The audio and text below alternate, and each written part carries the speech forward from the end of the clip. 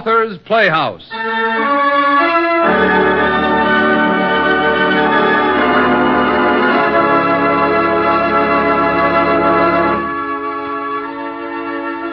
Author's Playhouse presents tonight Conrad Berkovici's heartwarming story, There's Money in Poetry, an amusing tale of business versus poetry. But here is Mr. Levine to tell you the story. Mr. A.S. Levine, outstanding dress goods merchant and poetry lover.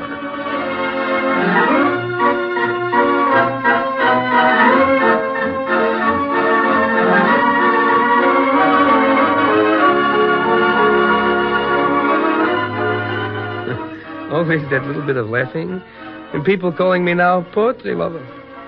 But should it be that a man like myself, just because he's in the dress goods business, he should not like poetry? Should be ashamed of poetry? No. What would you say if I tell you poetry has even happened in my family? That's right. It all starts with my friend Kantrovitz. He came to America at the same time I did, 25 years ago. He's in the dress goods business, too. And one day, I'm visiting him in his office. I knock on the door. Come in. Hello, Kentrovitz. Hello, Levine. How's business? All right. The health? All right, too, I guess.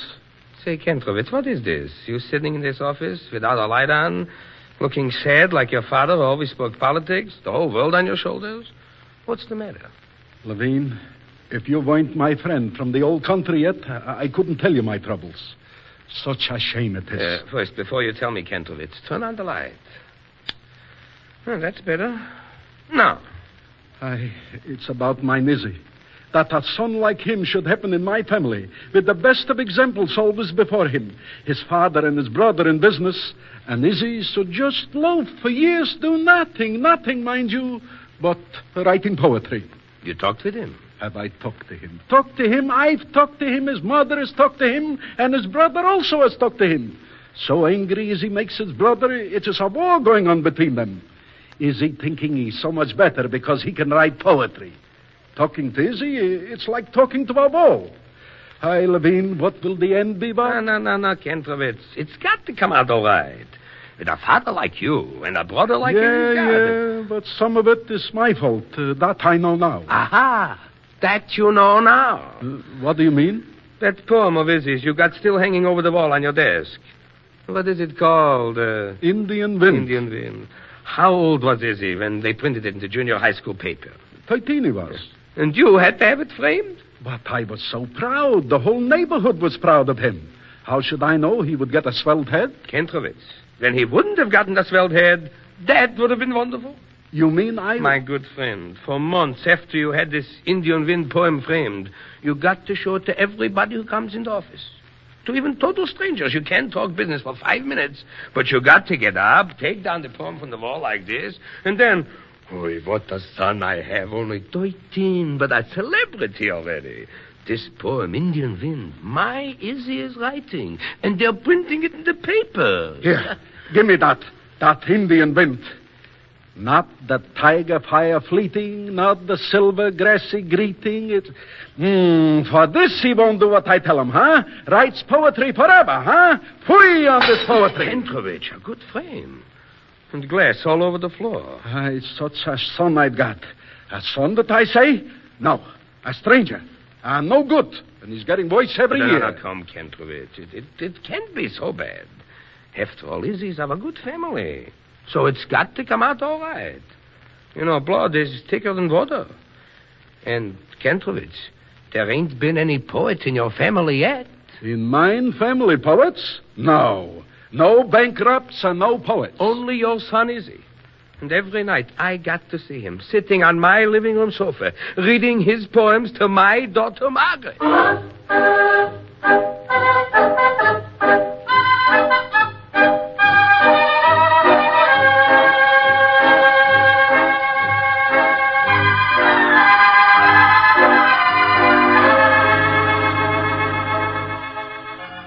What is the warm night of moon stars, wearing heavy musk of fruited bough? Is it recompense forlorn, ashen by the shrouding storm, or is the crying flash of whited gulls enough? Oh, Izzy, you've never written anything so beautiful. I hardly want to speak. Papa, Papa, listen to Izzy's new poem. It's just been published in Poetry Age magazine. Give me the magazine, Izzy. Listen, Papa. Oh. What is the warm night of moon stars, wearing heavy musk of fruited bough? Do you know what that makes me think of? A beautiful woman like Kay Francis. A beautiful woman looking back to when she was young. Here, Izzy, you read the rest. It's so much more beautiful when you read it. Is it recompense for dawn, ashen by the shrouding storm? Storm! I'll give you a good storm. Izzy, when are you going into business? You got no right to worry your father like I seen him worry today. And your mother. And bring shame on your family, loafing like this and writing poetry. Papa, how can you dare talk to Izzy that way? Mr. Levine, I'm very sorry, but I don't think you're in a position to judge. Izzy is a great poet. Great poet, great schmoet. For a Kentrovitz, what kind of a business is that? Poet. Izzy's all over. Papa, remember Izzy is a guest in our house. A guest? No. For 10 years, the neighbor boy, and now all of a sudden he's a guest. And I'm the best friend of his family. Izzy, I wouldn't have said nothing. Nothing. But every night you sit near my Margaret on the sofa and you read poetry to her. First, go make a man of yourself. Then talk to my Margaret. Make a man of myself, you say. To you, nobody's a man who isn't in the dress goods business, or selling furniture, or running a law office, or working in a bank. What you really mean is that nobody's a man who isn't making money. Lots of money. Oh, I'm fed up. Fed up with this narrow, petty, stupid thinking. Izzy, come back here. No, I'm through. Absolutely through. Now look what you've done, Papa. You've insulted Izzy. Insulted? Talking sense is now an insult. I'm going with Izzy. Margaret, come here. No. Margaret, you sit down here. No. Remember, please, to whom you're talking. Your father. Izzy, the door, Izzy. Close the door when you're going out. Oh. Now look what you've done. I'll never see Izzy again. Never. Exactly what I'm asking. In my house, no more loafers. You're crying. But such a heartbreak as Kentrovitz has over Izzy. His own flesh and blood. I got to see him again soon. Poor Kentrovitz.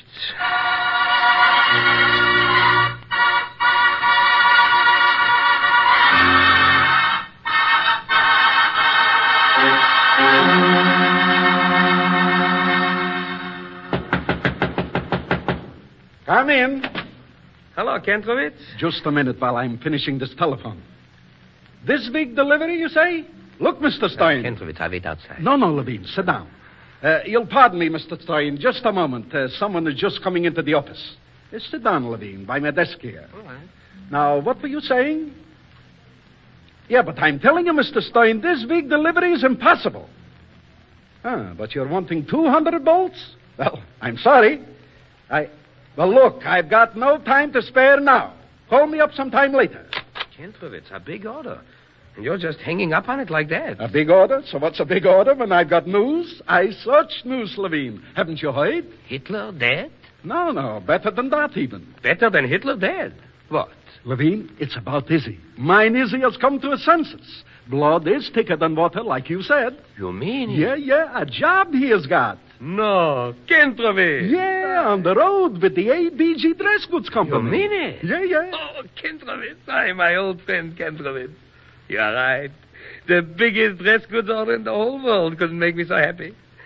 Your Izzy is now an A1 son. Yeah. Kentrovitz, it's a celebration. Yeah, celebration. Levine, we haven't done so bad in this country, have we? We made a little money. The war will be over soon, please God.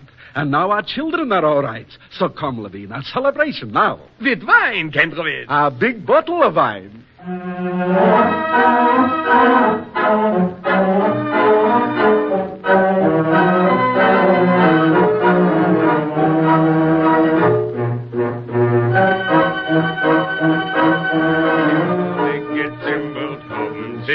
Dick get cymbal, hoppen, say. Oh, now sit cymbal, dick get cymbal, hoppen, cymbal, dick get zimbled, haben zimbled, it get zimbled, haben say.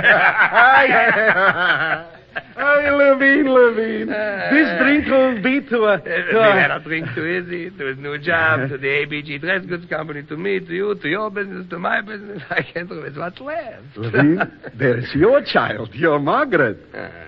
Thank you, Kentrovitz. This last drink is to... The bottle, it's empty already. Well, to Margaret. To Margaret. Levine, we should go to your house now and tell the news to Margaret. A good idea. Will she be happy? Because now... Yeah? Well, when you're Izzy, you should sit in my house and talk to my Margaret. Even maybe now and then read poetry. I should be happy, not angry like I was last month, telling him never to come into my house again or see my Margaret again. You told him that? Forgive me, Kentrovitz, but I was so worried for you. Izzy should be a man, not a poet. Now he's a man. Of course, Levine. And you did it. What I couldn't do, what his mother even couldn't do, and his brother even couldn't. A drink, Levine. One more drink to you. No, not now, Kentrovitz. At my house. I got wine at home. Yeah? We'll go now and we'll tell the good news to Margaret. Come on, Kentrovitz. Let's sing again all together. As der Rebbe Elimelech is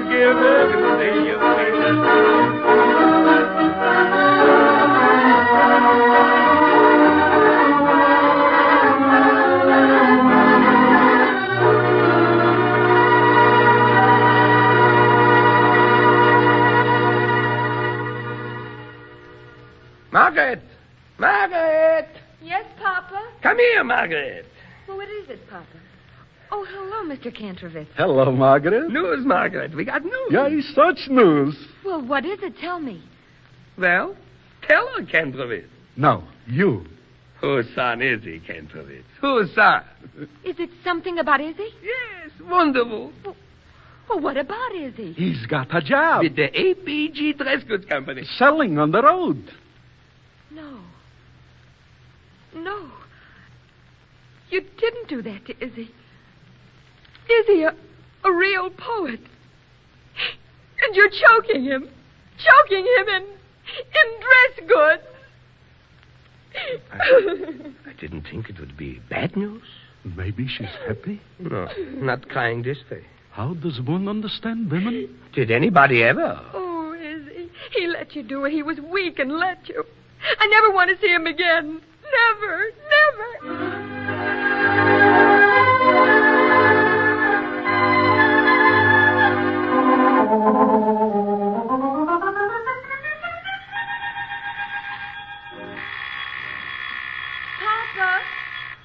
Papa, please answer the door. I'm getting dressed. I'm answering. Don't worry. Who could be in such a hurry? Izzy Kentrovitz, after such a long time. Over 3 months. Come in, Izzy, come in. Is Margaret home? You just caught her. Oh. Margaret, it's Izzy. She's getting dressed. The door must be closed. Come on, sit down. Izzy, you're looking so different. The haircut and the new suit. Yeah, but mostly it's you. You're older. Older. 3 months in business and I'm an old man. Not an old man, Izzy, but a grown-up man. Thank you. Hey, what's keeping Margaret? Margaret! Didn't you hear me, Margaret? Izzy is here. I heard you, Papa. Be down in a few seconds. She'll be right down. Hey, Izzy, tell me, you noticed it? Margaret ain't herself lately. I certainly have. Well, I'm glad you asked because, well, you see, Mr. Levine, all the time I was on the road, I wrote to Margaret every single day, sometimes twice a week. Yeah. She's only answered me once. At first I thought, well, that maybe she was angry with me because, well, because you had been so angry with me that night. No, Izzy. As a matter of fact... Yes, I know, Mr. Levine.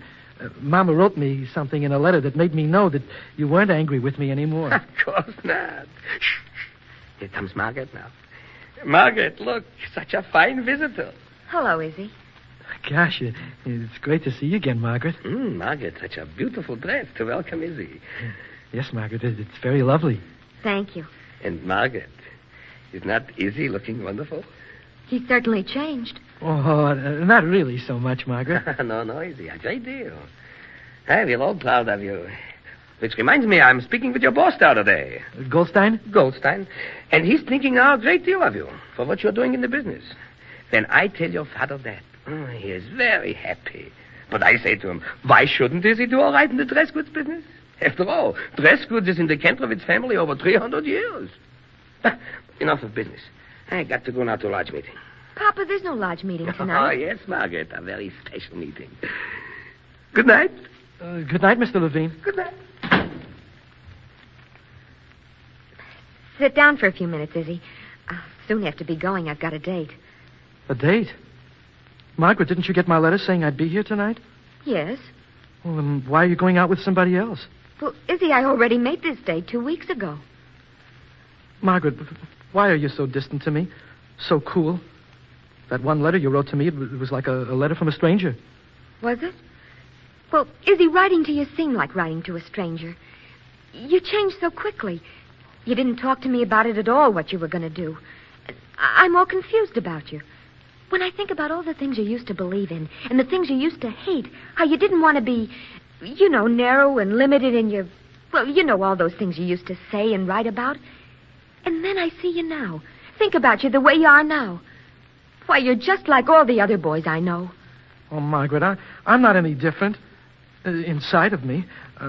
I'm sorry I didn't talk about what I was going to do, but I had to do it that way. I wasn't sure at first. The only thing I knew was that, well, if I wanted to marry you, and Margaret, I do want to marry you. Now, please, Izzy, I can't think about that now. Oh, my date. Listen, Margaret, I just knew that, well, that we'd have to listen to what your dad and my folks were saying about me. And Oh, the bell. Margaret, listen to me. We'll soon be able to get married. No, Izzy, no. I don't want to marry a traveling salesman. But, Margaret... I've got to answer that. You've got to listen to me first. I'm not going back to the road. What do you mean? Oh, darn that bell. I'm staying in New York. Pa's taken me into partnership with him, and as soon as I'm making enough money, I'm going to ask you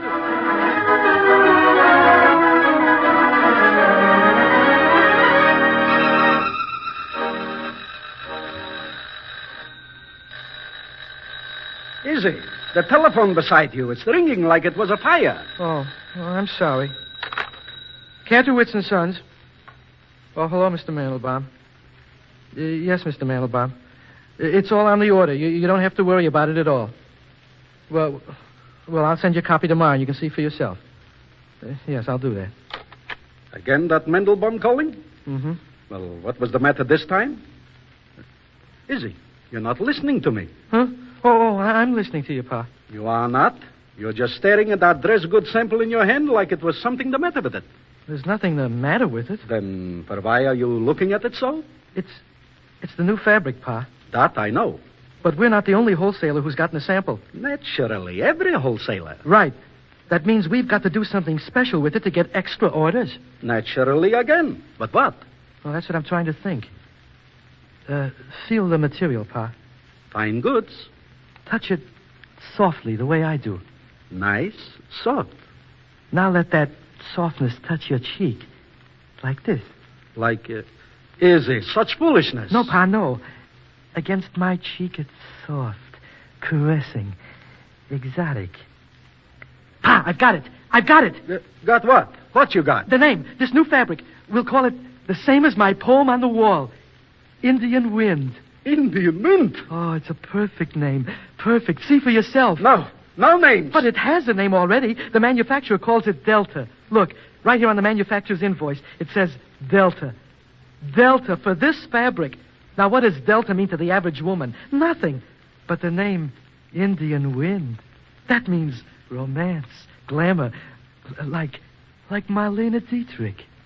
Look, Pa, my idea is to have the manufacturer print Indian Wind around the salvage edge of every bit of this material we buy. Come on, Pa, let's try it. For why? Because it'll make our material of this kind stand out from the rest. It's an idea that will surely appeal to women. Listen, Indian Wind. Indian Wind. That Indian Wind? No. Oh, come on, Pa. What can we lose on a few bowls? No, Izzy. Pa. Izzy? Oh, Pa. All right, Izzy. All right, we'll try it. Wonderful, wonderful. I'll phone the order in right away. Oh, boy, what sales we're going to make with Indian Wind. Indian Wind. Maybe Margaret will listen to me again someday.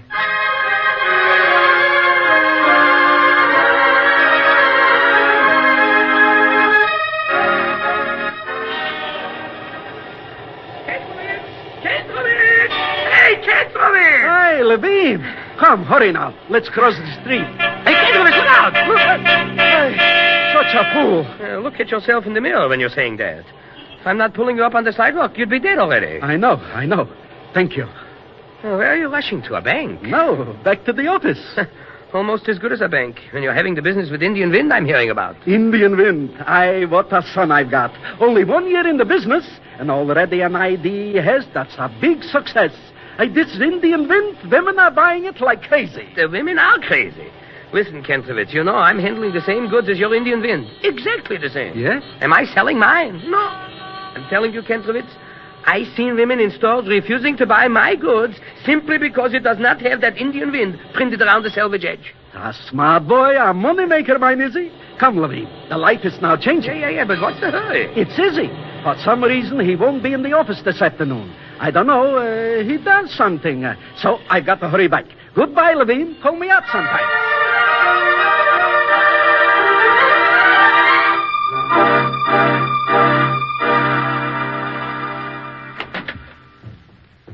Take your rubbers off here, Izzy. Margaret, you're late coming home. It was my fault, Mr. Levine. Oh, Izzy, it's you. Come on in. Go on, Izzy. You go first. I was talking with your father on the street today, Izzy. Oh, yeah? Izzy, you shouldn't be leaving him with that office alone, now that you're doing such a business. I know, Mr. Levine, but I couldn't help it today, though. Izzy had to meet me. Oh, so? Say, what's with you two, Eppes? What do you mean? You stand there so still not taking off your coats? Well, Mr. Levine, you see it this way. Papa, we want to... Yeah? Mr. Levine... Papa, it's just that... Izzy and I got married. You see, Mr. Levine... Izzy and I were going to tell you. It was just that we didn't want you to know, a big wedding, lots of ceremony. Papa. Papa, you're not angry. Papa, look at me. Papa, please. Mr. Levine, I'm awfully sorry, Mr. Levine. Mr. Levine? No. Call me Papa, Izzy. Now, also your Papa.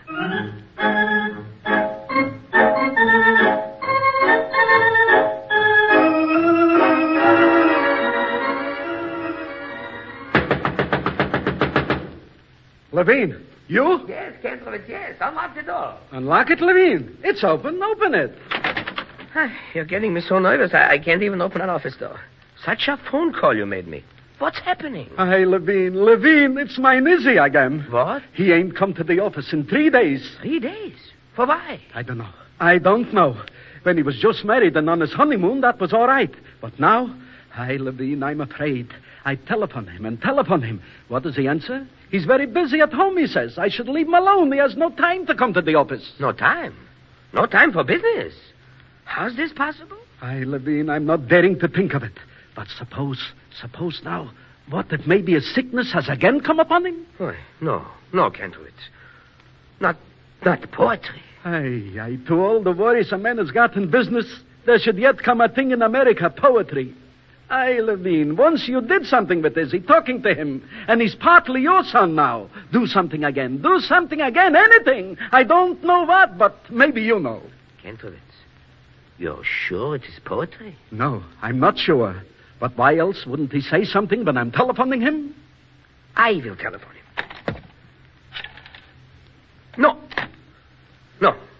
No telephoning. I'll go to Izzy myself personally.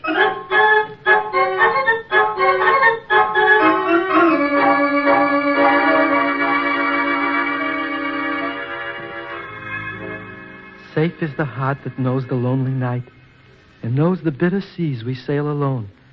Safe is the heart with only... I'll go. Let me. No, Izzy, you got to finish working. We've been getting off the track a bit. Well, who asked me to read that poem? I know, darling, I did. Why, Papa, what a surprise. Surprise? Come on in. Izzy, it's Papa. Hello, Papa. Didn't expect you to visit us tonight. You should have come to dinner. Take his goat, Margaret. Make him stay. Then come in and help me finish. How about this? Where lies the steel Potomac's radiant stream? No, darling, that's not good. Papa, we'll only be a few more minutes. Just sit down here and make yourself at home. We're awfully glad you came. Izzy, that other line is so much better. Heartleaves of lilac all over New England. Oh, for heaven's sake, Margaret, we've already discarded that. Bountiful colored my morning rose, and it fell upon a little western flower before milk white, and if love were what the rose is, and I were like the leaf. Then I don't know what you thought you're trying to express. You like Vermont or Maiden of the Hills, but you don't like heart leaves of lilac all over New England. No, because it doesn't give you anything. It should be more like... Then I saw her standing there. Her face shone in the light of the pale moon. Her eyes were deep, like pools that glistened in the jeweled night, and... Jeweled night. That's it, Margaret. That's it. Jeweled night. Jeweled night. Oh, that's wonderful, Izzy. That's magnificent. Jeweled night. Children, what's the matter with you? Izzy, jeweled night. Again. You forget you're a married man, Izzy. Izzy, again, poetry. Izzy, what's going to become of you? Oh, Papa, I didn't realize. Tell him, Izzy. Tell him. You're right, Papa. I am back to poetry, but it's also part of the dress goods business. Huh? Remember the name Indian Wind and what a success that was? Who could forget? Well, Margaret and I have been going through poetry books to find a name that's just as good. That'll be just as big a success for the new fabric we bought. And we've got it. We're calling our new fabric Jeweled Night. You see, with an A-1 son like that, I should be ashamed and not like poetry. No. Poetry pays in business. But you got to be an American boy and know how to use it.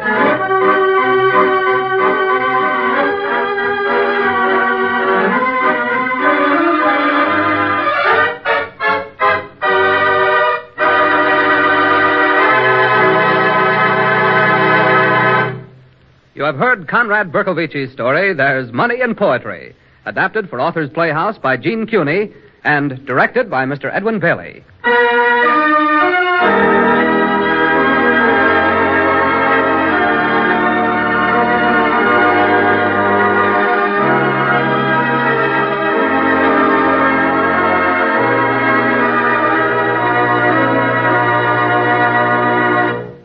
The cast of Authors Playhouse tonight included Miss Sharon Granger as Margaret, Mr. Charles Irving as Levine, Mr. Henry Sachs as Kantrovitz, and Mr. Murray Forbes as Izzy. The music was arranged and played by Mr. Elwin Owen. Next week, Authors Playhouse will bring you Ray Nafziger's unforgettable story of a pioneer mother and son in the days when the West was young. Blood Will Tell. Authors Playhouse was heard in Canada through the facilities of the Canadian Broadcasting Corporation. This is the National Broadcasting Company.